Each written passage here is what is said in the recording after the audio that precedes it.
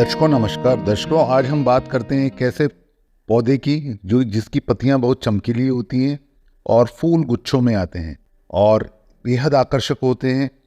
और ये पौधा जो है आमतौर पर अगर हम बात करें इसकी, तो आजकल गार्डन में, लैंडस्केपिंग में इसका बढ़ चढ़कर इस्तेमाल हो रहा है। ज़्यादातर लोग इसे जानते हैं और जो सूरीनाम देश है उसका ये नेशनल फ्लावर है। अब शायद आपको अंदाजा लग गया होगा कि हम कहना क्या चाहते हो, किस फूल वाले पौधे की बात करने वाले हैं। जी हाँ, हम आज बात करने वाले हैं एक्सोरा। जो पौधा है ये दो किस्मों का होता है, एक बड़ा जिसको कि हम टॉल बोलते हैं और एक छोटी किस्म जिसको कि हम ड्वार्फ कहते हैं। सबर करो। आज हम बात करेंगे एक्सोरा कोकोसिनिया की, जो कि लाल रंग के फूलों का गुच्छा इसमें आता है और ये लंबा बढ़ जाता है, हार्डी होता है, हर प्रकार के वातावरण को सहन करने वाला होता है। और आमतौर पर ये देखा गया है ज़्यादा गर्मी और ज़्यादा सर्दी, यानी कि अगर मैं कहूँ इसको पाले से हमें बचाना पड़ता है। वैसे तो इसके लिए 7 से 8 घंटे की जो सूर्य की किरणें हैं, सनलाइट है, वो काफ़ी है। सदा हरा भरा रहने वाला पौधा है, एवरग्रीन प्लांट है और इसको चाहो तो आप ज़मीन में लगा सकते हो। अगर आपके पास ज़मीन नहीं है तो आप इसको किसी कंटेनर में लगा सकते हो, पॉटेड प्लांट के रूप में इसका इस्तेमाल कर सकते हो। और उसके लिए जो पॉटिंग मिक्सचर जो बनाना पड़ता है, वो जैसे हम हर पॉट के लिए बनाते हैं, सेम तरीका है इसका, जैसे कि हमने जिक्र आपको पहले भी किया हुआ है। आपने लापरवाही का नतीजा है। जो सैंड है वो 1/3 भाग डालनी है, गार्डन जो सॉइल है आपकी वो 1/3 भाग डालनी है, और वर्मी कंपोस्ट का आप इस्तेमाल कर सकते हैं 1/3 भाग में।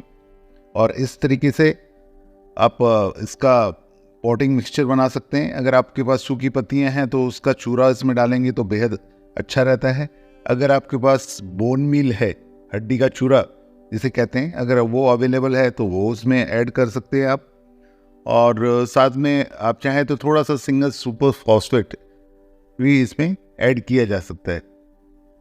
अगर आप इस पौधे को ज़मीन में लगाते हैं तो इसकी हाइट लगभग 10-12 फुट तक ये पौधा पहुंच जाता है। वहीं अगर आप इसको पॉटेड प्लांट के रूप में लगाते हैं, गमलों में लगाते हैं या किसी कंटेनर में लगाते हैं, तो इसकी हाइट आप लगभग 4 से 5 फुट तक मान सकते हैं। मल्टी जो ब्रांच, इसमें बहुत सारी शाखाएं निकलती हैं, 2, 3, 4 शाखाएं निकलती है, बहु शाखाएं वाली ये पौधा है। फूल भी हमने कहा जैसा कि गुच्छों में आते हैं, क्लस्टर में आते हैं। यूँ तो हर प्रकार की मिट्टी में इसको लगाया जा सकता है, परंतु अगर ऐसी जगह है जहाँ जल भराव होता है तो वहाँ पे इस पौधे को नहीं लगाना चाहिए। वेल ड्रेन्ड सॉइल, जिसमें पानी का निकास अच्छा हो, वहाँ पे ये अच्छा ग्रो करता है, वरना इसमें फंगल इन्फेक्शन होने के चांस रहते हैं। कुछ लोग इसको जंगल जेरेनियम के नाम से जानते हैं, flame of woods, jungle flame, ये कुछ नाम हैं जिनसे लोग इन्हें पहचानते हैं। आमतौर पर ज़्यादातर लोग इसे एक्सोरा के नाम से जानते हैं। नर्सरी पे जाइए, कहिए उन्हें कि एक्सोरा चाहिए, तुरंत वो आपको पौधा निकाल के दे देता है। रहा नहीं जाता, तड़प ही ऐसी है ना। बहुत अच्छा पौधा है, एक बार आपको खरीदना है, बाद में आप कटिंग के द्वारा बरसात की ऋतु में इसे तैयार कर सकते हैं। जो प्लांट लवर्स है वो इसका प्रोपोगेशन कर सकते हैं, क्योंकि बेहद आसान है। आपको कटिंग लेनी है और रेनी सीजन जो बरसात ऋतु है उसमें कटिंग्स को लगा देना है, और फिर आप देखेंगे कि वो कटिंग पूर्ण पौधे के रूप में विकसित हो जाती है। एक बार पौधा लाइए और फिर पौधे घर में ही तैयार कीजिए। अगर हम देखेंगे तो एक्सोरा की देखें तो मोटा अगर हम बात करें तो 500 से ज़्यादा प्रजातियां पाई जाती हैं। इस पौधे को ना ज़्यादा पानी ना कम पानी, हमेशा मॉइस्ट जो होती है इसकी जब मिट्टी जो है उसमें हमेशा थोड़ी नमी रहनी चाहिए, उसमें ये अच्छा ग्रो करता है। पॉट के बारे में बात करें तो 12 इंच का पॉट में अगर आप ग्रो करते हैं तो बहुत अच्छा ये ग्रो होता है। फूल आने की बात करें तो सितंबर अक्टूबर के अंदर भरपूर इसमें फूल आते हैं, बेहद आकर्षक लगता है। फूल जब आके चले जाते हैं तब आप इसकी प्रूनिंग कर सकते हैं, क्योंकि सर्द ऋतु जो होती है उसमें इसे थोड़ी प्रॉब्लम होती है, फ्रॉस्ट और जो हम बोलते हैं पाला और ठंड से इसे बचाना पड़ता है, इसलिए उस समय प्रूनिंग काम आती है। बचाने के लिए, पाले से बचाने के लिए फ्रॉस्ट जो जिसको बोलते हैं हम, उससे बचाने के लिए आप क्रॉप कवर का इस्तेमाल कर सकते हैं और दूसरे कुछ चीज़ों का भी इस्तेमाल कर सकते हैं, स्प्रेज कर सकते हैं। वेटेबल सल्फर का स्प्रे किया जा सकता है इस दौरान। आमतौर पे देखा गया है कि इसमें एफिड्स और जो रस चूसने वाले कीड़े हैं उनका कई बार प्रकोप हो जाता है। ऐसे में आप क्या कर सकते हैं, अब नीम ऑयल का इस्तेमाल कर सकते हैं। नीम ऑयल लेना है आपको, 1 ml या 2 ml प्रति लीटर मिलाना है पानी में और उसका छिड़काव करना है। आप सप्ताह में एक बार कर सकते हैं या 15 दिन में एक बार इसका इस प्रकार छिड़काव कर सकते हैं। इससे काफ़ी रोग और कीटों से के प्रकोप से आपको राहत मिलेगी। वाटर सॉल्युबल फर्टिलाइजर जिसको कि हम बोलते हैं पानी में घुलनशील उर्वरक, उसका भी आप इस्तेमाल कर सकते हैं। आमतौर पे 19-19-19 NPK मिक्स फर्टिलाइज़र जो है इसका इस्तेमाल किया जा सकता है।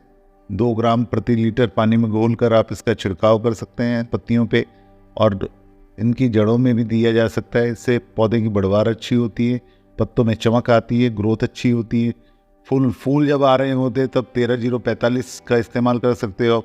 पानी में घुलनशील जो उर्वरक है वो भी लगभग 1 से 2 ग्राम प्रति लीटर पानी में घोलकर आप उसका छिड़काव कर सकते हो, जड़ों में दे सकते हो। तो ये सब चीज़ें हैं, इनका अगर आप ख्याल करते हैं तो आपके बगिया में ये जो है एक्सोरा का पौधा अच्छा फलता फूलता है। खाली एक चीज़ का ध्यान रखना है आपको, वो है पानी इकट्ठा ना होने दें पौधे के आसपास। और दूसरा, जब सर्द ऋतु आती है या पाला का प्रकोप होने का अंदेशा होता है उस समय आप इसका बचाव करें। बाकी बेहद अच्छा पौधा है, सजावटी पौधा है। और अगर हम इसकी नेटिव प्लेस की बात करें, इसके उत्पत्ति स्थल की बात करें, तो आमतौर पे आपको ये साउथ इंडिया यानी कि दक्षिण भारत में, बांग्लादेश में, श्रीलंका में ये बहुतायत में पाया जाता है और लोग इसे अपने घरों में लगाना पसंद करते हैं। सदा हरा भरा रहने वाला सजावटी पौधा है और गुच्छों में इसमें फूल आते हैं जो कि लोगों को अपनी ओर आकर्षित करते हैं। बहुत कम लोगों को ये पता है कि इस पौधे की कुछ मेडिसिनल वैल्यूज़ भी हैं। मेडिसिन के रूप में भी इसको परंपरागत जो आपकी चिकित्सा पद्धति है उसके अंदर काम में लिया जाता है। जैसे कि इसके फूल, पत्ते, जड़, इसका इस्तेमाल आयुर्वेदा में किया जाता है। कुछ बीमारियां हैं जो स्किन से रिलेटेड हैं, जिस चर्म रोग है उसमें, उसके इलाज के लिए इसका इस्तेमाल होता है।